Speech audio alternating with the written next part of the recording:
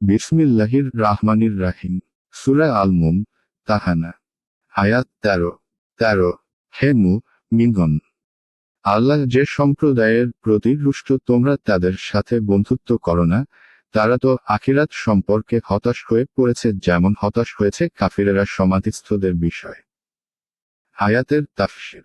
হে বিশ্বাসীগণ, আল্লাহ যে সম্প্রদায়ের প্রতি রুষ্ট তোমরা তাদের সাথে বন্ধুত্ব করো না, এক, তারা তো পরকাল সম্পর্কে হতাশ হয়ে পড়েছে যেমন হতাশ হয়েছে অবিশ্বাসীরা কবরবাসীদের বিষয়। 2, 1, হে থেকে কেউ ইহুদীদের, কেউ মুনাফিকদের এবং কেউ সমস্ত কাফেরদেরকে বুঝিয়েছেন। আর এই শেষের উক্তিটাই বেশি সঠিক মনে হচ্ছে, কেননা এতে ইহুদি ও মুনাফিকরাও এসে যায়।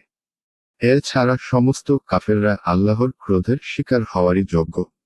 অতএব অর্থ হবে, কোনো কাফেরের সাথে বন্ধুত্বের সম্পর্ক রেখো না।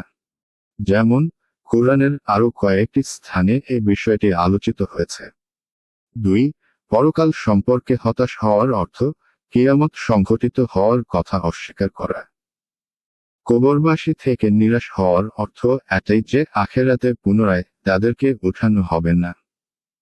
এর দ্বিতীয় অর্থ এও করা হয়েছে যে কবরস্থ কাফের সর্বপ্রকার মঙ্গল থেকে নিরাশ, কেননা মৃত্যুবরণ করার পর সে তার কুফরির পরিণাম দেখে নিয়েছে। অতএব সে মঙ্গলের কি আর আশা করতে পারে। ইবনে জারির তাবারি।